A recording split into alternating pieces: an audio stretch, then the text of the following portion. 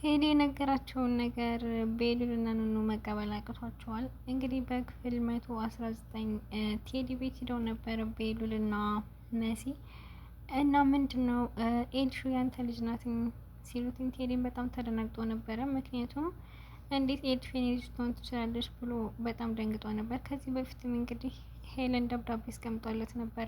ይህን ደብዳቤ እስር ቤት ከገባው ብቻ ነው የምታነበው፣ እስር ቤት ካልገባው ግን እንዳታነበው ብላ አስጠንቅቀው ነበረ እና ያን ሁሉ እያስታወሰ ከዛ ግን ማመን ስላቃተው አይ ኤልሹ የኔ ልጅ አይደለችም፣ ሲጀመር ኤልሹ ያንተ እህት አይደለችም፣ ያንተ እህት ኑኑ ናት። ኑኑ በቀደም የነገርኩሽ ነገር እውነት ነው፣ ውሸቴን አይደለም፣ እየቀለድኩም አይደለም። ከፈለጋችሁ ማስመርመር ትችላላችሁ፣ ደግሞ እኔ ነኝ የቀያየርኳችሁ በማለት እንግዲህ በኩራት እየተናገረ ነበር ቴዲ ያደረገውን ነገር።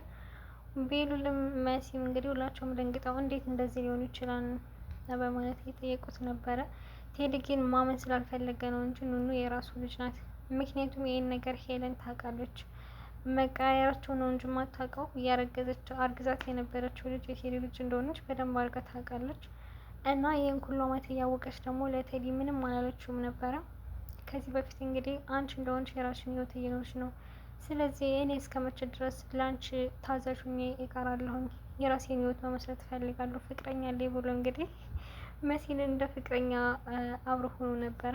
ቴዲ ግን መሲ ጋር የነበረው እውነትም መሲ መረጃ እንዳታወጣ እንዲሁም ደግሞ ለፖሊስ አሳልፋ እንዳሰጣቸው በሚለው ነው እንጂ እውነት ፍቅረኛ ይዞ አልነበረም። ሄለንም በዛ ነገር ደስተኛ አልነበረችም እኮ። አንተ ፍቅረኛ ልትይዝ እያልች እያሾፈችበት ነበረ። ለምንድን ነው የማልይዘው? ሁልጊዜ ከአንቺ ስር ስታይኝ ማረባ ሰው መሰልኩሽ እንደ እኔ እኮ አንቺን በመጠበቅ ነው እድሜ ያለቀው። ለአንቺ ሁልጊዜ እየታዘዝኩ ነው እንደዚህ ሁኜ የቀረሁት። ስለዚህ አሁን ደግሞ የራሴን ህይወት እጀምራለሁ፣ አንቺ እንደሆንሽ የራስሽን ህይወት እየመራሽ ነው በማለት እንግዲህ የዛኔ እንደዛ ሲላት እንዴት ሄድን እኮ እንዳንተ የሚረዳኝ የለም ምናምን ብላ ብዙ ነገር ብለው ነበረ። ግን የእሱ ልጅ እንደሆነች ኤልሹ አልነገረችውም ለቴዲ። ምክንያቱም ብትነግረውም የሚያምናት አይመስለኝም ማለት ነው። በሰዓቱ ብትነግረው ግን እሱም እውነቱ ይነግራት ነበር። ኑኑ የእሷ ልጅ እንደሆነች ስለሚያውቅ ለሄለን እውነቱን ይነግራት ነበር። እሷ ግን ለመናገር ፈቃደኛ አልነበረችም። እንግዲህ ሰዎችን ለመጉዳት ብለን የምናደርገው ነገር ወደ ራሳችን ተመልሶ ይመጣል። ቴዲ እንግዲህ እንደዛ ያደረገው ሄለን ለመጉዳት ፈልጎ ነበረ። ምክንያቱም እሱን ታው ከሌላ ሰው ጋር ስለሆነች እሷን ለመበቀል ብሎ የሌላ ሰው ልጅ ታሳድግ ብሎ ኑኑንና ኤልሹን የቀያየራቸው እሱ ነው ማለት ነው። በስተ መጨረሻ እንግዲህ ኑኑ የሱ ልጅ እንደሆነች ቢነገረውም ማመን አልፈለግም። ምክንያቱም በቃ ያደረገው ነገር ስላለ እዛ ጋር ስለቀያየራቸው እሷን ለመበቀል ብሎ ቢያደርገውም ግን የራሱ ልጅ ነበረ በሌላ ሰዎች እንድታደርግ ያደረገው። ከእናቱ ተለይታ ብዙ ነገር ጎሎባት እንድታደርግ ያደረገው የዘጋ ልጁ ነበር ማለት ነው። ያ ነገር ደግሞ ሄለን እያወቀች አለመናገሯ ነው። እሱ እያወቀ የእሷ ልጅ ኤልሹ እንዳልሆነች እያወቀ ዝም ማለቱ ነው እንደዚህ ዋጋ ያስከፈላቸው። ቤሉልም በጣም ደንግጧል። ምክንያቱም ኑኑ ፍቅረኛው ናት እና እህትህ ናት ሲባል ለሱ መቀበል በጣም ከባድ ነው። ኑኑም ይሄን ነገር መቀበል አቅቶታል። ምክንያቱም ቤሉል እንደ ፍቅረኛዋ ነበር ከመጀመሪያው ጀምሮ። ግን እውነት ለመናገር ቤሉል ወንድሟ አይደለም። ምክንያቱም ቴዲ ምናልባት ኤልሹ የኔ ልጅ የመሰለቻትኝ ደግሞ ከአባት ጋር ስላልተመሳሰለ ይሆናል። ኤልሹ ደግሞ የእሷ ልጅ አይደለችም፣ የእሷ ልጅ ኑኑ ናት እና ኑኑ ያንተ እህት ናት፣ ኤልሹ ደግሞ የመሲ እህት ናት በማለት እየነገራቸው ነበረ ቴዲ። ግን እንደዛ ብሎ ማሰቡ ራሱ የራሱን ጥፋት ለመሸፈን ነው እንጂ ኑኑ የራሱ የቴዲ ልጅ ናት ማለት ነው። ይህን ነገር ደግሞ ሄለን ታውቃለች። ምንም ቢቀያየሩም ቴዲ እንደቀያየራቸው ባታውቅም ከመጀመሪያው ግን የቴዲ ልጅ እንዳረገዘች ስለምታውቅ ኑኑ የቴዲ ልጅ ናት ማለት ነው። እውነት ለመናገር የቴዲ ልጅ ብትሆን ራሱ ቤሉልና ኑኑ እንደ በፊት ፍቅረኛሞች ነው አይቀጥሉም። ምክንያቱም ሄለን ለሱ በጣም ጥላቱ ናት፣ ቴዲም እንደዛው ጥላቶቹ ናቸው። ምንም ቢወዳትም ግን ከነሱ ልጅ ጋር ሊሆን አይችልም ብዬ አስባለሁ። ቤሉል ወንድሟ ካልሆነ በቂ ነው። እንግዲህ አንተ ቴዲ ምን አይነት የተረገምክ ሰው ነው ብለው መሲ እንዲሁም ደግሞ መኳንንት ነው እየተወደቡት ነበረ። ቤቲ ደግሞ ወይኔ ጉዴ ምን ነው ግሬን በቆረጠ ምን አለ ቤቱን ባላሳያቸው፣ ይሄ ሁሉ ነገር የሆነው በእኔ ምክንያት ነው። እንዴት አደረጋቸው? ቴዲን ጎዳችሁት ወይ ሙቱ የሆነ እያለች እንግዲህ እያዘነች ትገኛለች። እውነት ለመናገር እሷ ምንም አላጠፋችሁም። ቤሉል አድርግ ያላትን ነገር ነው ያደረገችው። የነገር ይፈጠራል ብላ አላሰበችም። እንደዚህ እንደሚደባደቡም አላወቀችም። እነሱም የደበደቡትኝ ኤልሹ አይደለችም ያንተ እህት ኑኑና ስላሉ በዛ ተናደውና ደንግጠው ነው እንጂ በስርዓት ሊያዋሩት ነበር የሄዱትኝ። መኳንንት ሆኑ ቤሉልም ለድብድብ አልነበር የሚሄዱት። ግን በሚያሳዝን ሁኔታ ቴዲ የሚያስደበድብ ስራ ነው የሰራው። ኮራ ብሎ ደግሞ ልክ ጥሩ ስራ እንደሰራ ሰው እኔ ነኝ ኤልሹና ኑኑን የቃየርኳቸው በማለት ነበር የተናገረው። ቤሉልም ሆነ ሌሎቹ ለምን ቃየርካቸው ብሎ ጥያቄ አላነሱበትም። ሁሉም ለመማታት ነው የሮጡትኝ። አረ እባክህ ቤሉል አገላግላቸው ብትለው መሲ እሱም እንግዲህ ተጨምሮ ቴዲን መሬት ለመሬት እየጎተቱ ነው ያወጡትኝ። ለመናገር ቴዲ ብዙ ጊዜ ሲመታ እሱ አይማታም፣ ሁልጊዜ እንደተመታ ነው። እነሱ የሚያጠቃው ደግሞ ከኋላ ወይ ደግሞ ሰዎችን ቀጥሮ ማስደብደብ ነው። ከዚህ በፊት መኩ ላይ እንዳደረገው መኩን እንግዲህ ከዚህ በፊት የግድያ ሙከራ አስደርጎበት ነበረ እና ሞቷል ብለው ነግረውት ያዘዛቸው ሰዎች ግን እንዳልሞተ ሲያቅ በጣም ነው የተናደደው። እንደውም አሁን እንኳንም በራስ መጣልኝ ከዚህ በፊት አምልጣኝ ነበረ እያለው ነበር። ግን በአሁኑ አልተሳካለትም። ምክንያቱም ሁሉም ናቸው አብሮ የመጡት ወደ እሱ ቤት። ይህንን ደግሞ በዚህ በኩል ከእስር ቤት ተፈታኝ እያሸማቀቀቻት ትገኛለች። እስከ ዛሬ ድረስ አኑሬያቸዋለሁ፣ ስለዚህ አሁን ኮተትሽን ሰብስበሽ ከዚህ ቤት ውጭ ብላ ተናግራት እንግዲህ አይንዬ በጣም አዝና ወደ ሊዛ ሂዳ ነበር። ምን ነው አይንዬ በጣም አዝልሻል፣ ይቺ የተረገመች ሴትዮ ተናገረችሽ እንዴ? አይ የኔ ልጅ ምንም አላለችኝም ስትላትኝ መጥታ እነዛ ልጆች ሲደው ነው እየዞሩ ነው አይደለም? በይ አንቺ የእነሱን ልብስ መሰብሰብ ካቃተሽ ይምጡና ልብሳቸውን ይህንን ኮታታቸውን ሰብስበው ከዚህ ቤት ውጡልኝ፣ ከዚህ በላይ እናንተ መሸከም አልችልም፣ እስከ ዛሬ ድረስ አኖሪያችኋለሁ ብላ በሊዛ ፊት ስትናገረት፣ ሊዛ ደግሞ አረ እንደዚህ አይባልም፣ ቆይ አንቺ ምን አይነት ሴት ነሽ? አንቺ ተረጋጊ፣ ገና ወደ አንቺ አልመጣሁም። ወደ እኔ ደግሞ ወደ እኔ የምታረጊ ነው የምትመጪው? አንቺ ራሱ ቅራቅንቦሽን ሰብስበሽ ከዚህ ቤት ትወጫለሽ። ግን መጀመሪያ እነሱ ይውጡ። አንቺ ማን ስለሆንሽ ነው ሰው እንደዚህ የምትናገሪው? አንቺ ልጅ እንደዚህ ፈጠን ፈጠን ከማለትሽ በፊት እኔ አንቺ የቤሉል አክስት እንዳልሆንሽ አውቃለሁ። አዎ የቤሉል አክስት አይደለሁም፣ ግን ደግሞ አንቺም የዚህ ቤት ባለቤት እንዳልሆንሽ አውቃለሁ። ምናልሽ አንቺ ብላ እንግዲህ ሄለን ተነስታ ሊዛን በጥፊ ልትመታ ስትል እዛ ተሰብሰቢ ብላ እጇን ንቅ አድርጋ ግፍትር ነው ያደረገቻት ማለት ነው። ቆይ አንቺ እንዴት በስልኪ ነው እንደዚህ ልትናገሪኝ የቻልሽው? ይኸውልሽ እናት አይንዬ ከዚህ ቤት እንዳትሄጂ፣ ቤሉል እስኪመጣ ድረስ ምንም ነገር እንዳታደርጊ፣ ሰው የምትልሽን ነገር ደግሞ አትስሚያትኝ፣ ምንም አታመጭም። ሁለተኛ እንኳን መማታት ቀርቶ እንደዚህ ጅበሽ እንዳትናገሪ ብላ እንግዲህ ሊዛ ሄለን አስፈራርታታለች።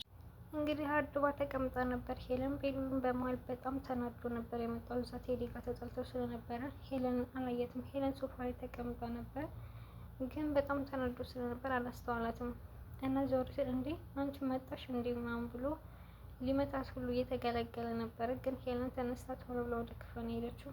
ምክንያቱም የሰራችውን ስለምታውቅ። በእርግጥ ቤሉል በምን እንደተናደደ በአሁኑ አታውቅም። ግን መቼስ ቤሉል ከዛ ቤት በዛ ላይ ያሉን አባት እንደገደለችው አውቆባታል። እና ያ ስላለ ፈርታ ነው ተነስታ የሮጠችው እንጂ ሁልጊዜ እንደተጋፈጠችው ነበር። ቤሉል ምንም አትፈራውም ሄለን። አረ እባክህን ቤሉል እረፍ፣ ራስን አደጋ ውስጥ እንዳትከት በማለት እንግዲህ ሊዛ ለማረጋጋት ሞክረ ነበር። እሱ ግን የሳሎኑን ሶፋ በሙሉ ግልብጥ አድርጎ ሳሎኑ እንዳልነበር አድርጎት ነበር። አረ እባክህን ተረጋጋ ብትለው ሰማው ራሱ ፈቃደኛ አይደለችም። ከዛሬ ማለፍ የለባትም ይቺ ሴትዮ፣ ዛሬ አንገቷን ብዬ ነው የምገላት እያለ ነበር ቤሉል። ቆይ ምን ሆነ ነው ቤሉል እባክህን ንገረኝ፣ ቆይ ምን ተፈጥሮ ነው ብትለው በፍጹም ሊሰማት አልቻለም። እና ወደው ቤት ይመጣ እንዲህ ደግሞ አንቺ ሆነሽ እንደዚህ የምትንቀጠቀጭው? እባክሽ ሊዛ ተኝ፣ የሁሉ ነገር የሆነ በእኔ ምክንያት ነው፣ በቃ ከሞተ በእኔ ምክንያት ነው እያለች እንግዲህ ቤዛ ቤቲ ማለት ነው እያያዘነች ትገኛለች። አረ እባክሽ ምንድነው? እኔ ራሱ በማላውቀው ነገር አታስጨንቁኝ፣ የተፈጠረውን ነገር ንገሩ። አሁን ተይ ሊዛ፣ ምንም ነገር ማውራት አልችልም። እንደምን ነው እንግዲህ በሰበረ ምን አለን የባለው ስራቸው እያለች እንግዲህ በጸጸት ትገኛለች ቤቲ። ሊዛ ደግሞ ወደ ላይ ቤሉል ለማግኘት ይላ ነበረ። ቤሉል እንግዲህ ሄለን ላይ በሩን ከፍቶ ለመግባት ሙከራ እያደረገ ነበረ። እሷም ከወደ ውስጥ በሩን ቆልፋ ተቀምጣለች ጎበዚቱ። አረ እባክህን ቤሉል ታውራ፣ እኔ ማዚ እያለሁ ከሰው ጋር እንድጣላ አልፈልግም። ቆይ አንቺ ልጅ ምንድነው ከኔ የምትፈልጊው? ከዚህ ሂጂልኝ። እኔ ዛሬ የፈለግኩትን ነገር ሳላደርግ ከዚህ ዞር አልልም። ስለዚህ ከዚህ ብትሄጂ ነው የሚሻልሽ ብላትኝ፣ ሊዛ ግን አይ በፍጹም ችግር ውስጥ ልትገባ እያየሁማ ከዚህ አልሄድም። ስለዚህ እኔም ከዚህ እቆያለሁ ወይ ደግሞ አንተ ከዚህ ሄድ በማለት እየመከረችው ነበር። እሱ ግን በጊዜው በጣም ስለተናደደ እገላለሁ ብሎ ተነስቶ ነበረ። መሲና ነኑ ደግሞ በዚህ በኩል እየተለቃቀሱ ይገኛሉ። ወይኔ እህቴ ቆይ እንዴት ሊሆን ቻለ? ለምንድን ነው የሁሉ ነገር በእኛ ላይ የሚሆነው? መቼም ቢሆን አንቺ የኔ እህት ነሽ፣ አትቀየሪም። መቼም ቢሆን አልተውሽም እያለቻት ነበረ ለመሲ። መሲም እባክሽን ተረጋጊ፣ ምን እንደምልሽ አላውቅም እህቴ፣ ግን ቴዲ ያለሽን ነገር አትመኙ። ቆይ እኔ የዛች ሰይጣን ልጅ ልሆን አልችልም፣ በፍጹም እኔ የሄለን ልጅ አልሆንም። እባክሽን ተረጋጊ፣ ባልተረጋገጠ ነገር እንደዚህ ራሽን አታስጨንቂ እያለች መሲም እያጽናናቻት ነበር። በመሀል ደግሞ አይን እየመጣ እንዴ ልጅ ምናችሁ ነው እንደዚህ የምታለቅሱት? ምን ተፈጥሮ ነው? እናቴ አንቺ የኔ የህይወቴ ተስፋ ነሽ። አንቺ እንዳለሽኝ እያሰብኩ ነው የምኖረው። አንቺ የሌለሽበት ህይወት ደስታ የለውም። አንቺ የኔ እናት ነሽ። አንቺ ነሽ የኔ ህይወት እያለች እንግዲህ ነው እያለቃቀሰች ነበረ። ኑኑዬ ምን ነው የኔ ልጅ ምን ተፈጥሮ ነው እያለች ደግሞ አይንዬ እያጸናቻት ነበር። ግን የተፈጠረውን ነገር አልነገሯትም ለጊዜው። መሲ ምን ተፈጥሮ ነው እባክሽ ንገሪኝ የኔ ልጅ፣ ኑኑ ምን ነው እንደዚህ የምታለቅሰው? ሁላችሁም እኮ አዝናችኋል፣ ደንግጣችኋል እና ምን ተፈጥሮ ነው? አይ እናቴ እሱን በኋላ እነግርሻለሁ። ትረጋጋና ተቀምጠን እናወራለን። አሁን እንኳን ተቀምጠን የምናወራበት ጊዜ የለንም። ከዚህ ቤት ውጡ ተብለናል። እቃችሁን ሰብስባችሁ ሂዱ ብላለች ሄለን። በጣም ተቀይራለች። አይ እናቴ ሄለን ስለማታውቂያት ነው እንጂ ድሮ መጥፎ ሰው ናትኝ። እንዴት ነው ደግሞ በዚህ ችግር ውስጥ ቤት የምንለቀው? ምን አይነት ጣጣ ነው እያለች እንግዲህ መሲም በማዘን ትገኛለች። መኩ ደግሞ በዚህ በኩል መጥቶ መቼስ ያ ሰው እያሉን ነገር አላመንሽ ማለት ዝም ብሎ ሲቀባጥር የነበረው። አይ ዝም ብሎ እንኳ አይመስለኝም ማለት ከመሬት ተነስቶ እንደዚህ ሊል አይችልም። እናቴ ሙሉ ለሙሉ አምንሽዋን ማለት ነው? ሙሉ ለሙሉ ባላምነውም ግን የሚያወራው ነገር ውሸት ነው ብዬ አላስብም። በቃ ችግር የለውም። አሁን ከዚህ እንድና ሁሉም ነገር ረስተን እንኖራለን። አይ ጊዜ ምን ነው የምንረሳው? ይሄ እኮ የሚረሳ ነገር አይደለም። በቃ ችግር የለውም፣ መፍትሄ እንፈልጋለን፣ ብቻ ከዚህ እንውጣ በማለት እንግዲህ ለመውጣት እቃቸውን እያዘጋጁ ይገኛሉ። መኩም እንግዲህ አይዟችሁ፣ ቆይ አሁን መታ ከእስር ቤት እኛን ለማባረር ተነሳሳች አይደል? ሰው እንዲህ ከጥፋቱ አይማርም። ወንድሜ ይሄ እኮ የሰው ቤት ነው። እንደውም እኛ በጣም ቆይተናል። ከሰው ቤት እኮ ነው ያለ ነው። እስከ ዛሬ ድረስ በራሳችን መሄድ ነበረብን። አሁን ግን ደግሞ ካፋቸው ከመጣ እኛ ራሳችን መውጣት አለብን። ግን ቢሉ ይህን ነገር ያውቅ፣ ምክንያቱም ካወቀ አያስወጣቸውም። እንደውም ሄለን ነው ከቤት የሚያባረራት። ኤልሹ ደግሞ እናቷ ከቤት በመምጣቷ በጣም ደስተኛ ሆናለች።